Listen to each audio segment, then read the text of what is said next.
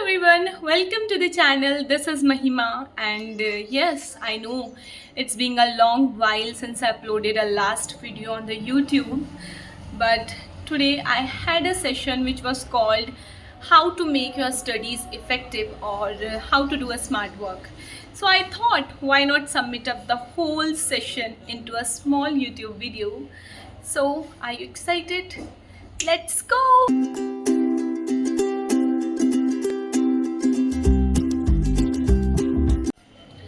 So the number first and the most important is consistency. Guys, consistency is very important. Consistency is the key of success. I swear, consistency is very important. ऐसा नहीं होना चाहिए कि 2 या 3 दिन आपने जोश में 8 या 10 घंटे पढ़ाई कर ली एंड उसके बाद आप हफ्तों तक महीनों तक गायब हैं. आपको बहुत ज़्यादा कंसिस्टेंस रहना पड़ेगा. आप 2 घंटा पढ़ो, आप 1 घंटा पढ़ो पूरे दिन में. You have to be manage according to your schedule. आपको कंसिस्टेंसी मेंटेन करनी पड़ेगी क्योंकि एक दिन जिम जाने से किसी की बॉडी नहीं बनती. We have to be consistent to make our body और to get in to a shape. So इसी तरीके से पढ़ाई में या अपने वर्क में अगर हमें अच्छा परफॉर्म करना है, so we have to be consistent. The number second is utilize your break. Yes, it is very important to utilize your breaks. What I used to do is when I was in my college, so जितना भी हमारा homeworks होता था या जितने भी हमारे assignments होते थे, projects होते थे जो हमें घर के लिए मिलते थे, मैं सारे के सारे assignments, projects, सारा homework अपने free lectures में बैठ करके complete कर लेती थी. And it helped me a lot.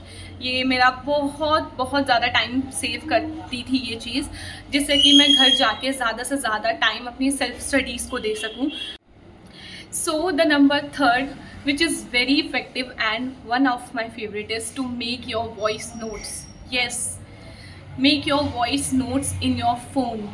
What I use to do is, मैं क्या करती थी कि कोई मैंने चैप्टर सबसे पहली बार पढ़ा और मुझे वो चैप्टर बहुत ज़्यादा डिफ़िकल्ट लगा. So what I use to do is, जब मेरे को उसका रिवीजन करना होता था तो मुझे पता है रिवीजन करने में ही मुझे 1 से 2 घंटे लग जाएंगे, मैं उस चैप्टर के वॉइस नोट्स बना लेती थी. वॉइस नोट्स बनाने के बाद जब मेरा ऐसा हो रहा है कि मेरा मन नहीं है पढ़ने का या फिर मुझे बहुत अजीब फील हो रहा है, बोरिंग फील हो रहा है, पढ़ने का मन नहीं कर रहा है, तो I am very use to walk. मतलब मुझे वॉक करना बहुत ज़्यादा पसंद है. तो उस टाइम पर वो जो वॉइस नोट्स हैं, मैं ईयरफोन लगा करके वो वॉइस नोट सुनती थी और मेरी वॉक भी हो जाती थी और मेरा रिवीजन भी हो जाता था. सो ये मेरा बहुत सारा टाइम, इस चीज़ ने बहुत सारा टाइम सेव किया है और trust me, it is very effective. एक बार ट्राई ज़रूर करना इस चीज़ को. किसी भी डिफ़िकल्ट लेक्चर को जो कि नहीं हो रहा है उसके वॉइस नोट्स बना करके सुनना स्टार्ट करो सिर्फ, और वो पूरा का पूरा चैप्टर आपके होल माइंड में घूमेगा. मतलब होल माइंड में आपके रिवीजन होगा. सबको लग रहा है कि आप गाने सुन रहे हो, लेकिन नहीं, बेसिकली आप पढ़ाई कर रहे हो, आप रिवीजन कर रहे हो अपना. क्योंकि रिवीजन बहुत ज़्यादा ज़रूरी होता है, स्पेशली जो थ्योरेटिकल सब्जेक्ट्स होते हैं उनमें रिवीजन मस्ट होता है हमारा. So yes, number 4th is creativity. Yes, creativity it's very important, बहुत ज़्यादा ज़रूरी होता है. जो भी आप नोट्स बना रहे हो, स्पेशली थ्योरेटिकल सब्जेक्ट्स के, so it is very important that note should be in highlighting way. आप अलग अलग डिफरेंट कलर के हाईलाइटर्स यूज़ कर सकते हो. अलग अलग छोटी स्लिप्स आती हैं, चिट्स आती हैं, उनको यूज़ कर सकते हो. मैं क्या करती थी बहुत ज़्यादा कि बहुत सारे पोस्टर्स बनाती थी, लाइक जो कि मुझे याद नहीं हो रहा है. आई स्टिल रिमेंबर कि एक पीडियाट्रिक में चार्ट था पूरा पीडियाट्रिक का, जो कि मुझे याद नहीं हो रहा था. तो उस चार्ट को मैंने एक बड़े से चार्ट पेपर पे बनाया और अपनी वॉल पे लगा दिया.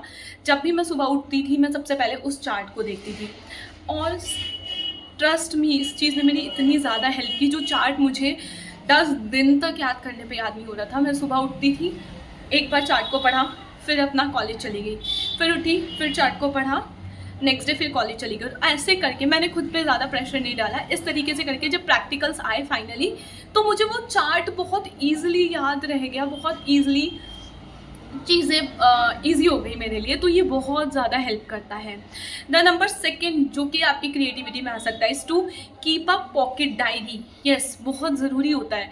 एक छोटी सी पॉकेट डायरी ले लो, और ऐसे पॉइंट्स होते हैं ना कुछ चैप्टर्स में हमारे, या फिर कुछ सब्जेक्ट्स में जो हमें याद नहीं होते हैं। So make sure to write those points into that pocket diary. और आप कहीं पे भी जा रहे हो, अपनी पॉकेट डायरी को साथ रखो, और आपको अगर फ्री टाइम मिल रहा है तो आप उस पॉकेट डायरी को यूज़ कर सकते हो, ईजिली निकाल करके अपना रिविजन कर सकते हो। छोटे छोटे की पॉइंट्स होते हैं, या फिर छोटी छोटी टर्मिनोलॉजीज़ होती हैं जो जिनका मतलब हमें पता होता है, लेकिन उनके टर्म्स हमें याद नहीं रहते। स्पेशली हमारे मेडिकल्स में तो ऐसे ही होता है। तो वो छोटी छोटी जो की पॉइंट्स हैं वो बहुत ज़्यादा हेल्प करते हैं टू रिमेंबर द थिंग्स, क्योंकि थ्योरी को याद रखना इज़ वेरी डिफ़िकल्ट, मतलब बहुत ज़्यादा, और वो भी जब इतने सारी सब्जेक्ट्स सिर्फ थ्योरेटिकल हो तो और ज़्यादा डिफ़िकल्ट हो जाता है, स्पेशली बायो वालों के लिए। ठीक है, नहीं वैसे सबके लिए है। So the last one is to refresh your mood. Yes, it is very important to refresh your moods, to take breaks. बीच बीच में ब्रेक्स लेना बहुत ज़रूरी है, अपने मूड को रिफ़्रेश करना बहुत ज़रूरी है। Don't be harsh on your self. अगर आपका मन नहीं कर रहा है पढ़ने का तो आप मत पढ़ो, लेकिन इट डजेंट मीन कि आपका मन नहीं पढ़ रहा है, कर रहा है 2 दिन तक भी पढ़ने का है, 3 दिन तक पढ़ने का। No, it's not like that. मैं प्रेफर करूँगी सबसे ज़्यादा कि सो के उठने के जस्ट बाद वाला जो पीरियड होता है उसमें सबसे अच्छी पढ़ाई होती है। इट डजेंट मैटर कि आपको 4 बजे ही उठ के पढ़ना है या 6 बजे ही उठ के पढ़ना है, क्योंकि हम लोग यूज़ टू हो चुके हैं बहुत ज़्यादा लेट सोने के, तो नहीं, हम लोग नहीं उठ पाते हैं जल्दी। सो आप जब भी सो करके उठ रहे हैं मॉर्निंग में, early in the morning, make sure करो कि आपका वो जो 1 घंटा या 1.5 घंटा होगा वो आपके पढ़ने के लिए जाएगा। ये बहुत ज़्यादा हेल्प करती है ये वाली चीज़, क्योंकि उस टाइम पे जो माइंड होता है वो सबसे ज़्यादा फ्रेश होता है। और जब हम 1 घंटा या 1.5 घंटा सुबह के टाइम पे पढ़ लेते हैं ना, तो वो चीज़ पूरा दिन हमारे साथ चलती है, हम कंटिन्यू करते हैं। थोड़ा सा ब्रेक लेंगे, फिर उसके बाद फिर पढ़ने बैठ जाएंगे, फिर थोड़ा ब्रेक लेंगे, फिर थोड़ा पढ़ने बैठ जाएंगे। सो बहुत ही छोटी छोटी चीज़ें होती हैं जिससे कि आप ये सारी मतलब अपनी पढ़ाई में कंसिस्टेंसी को मेंटेन कर सकते हैं, अच्छा रिजल्ट गेन कर सकते हैं।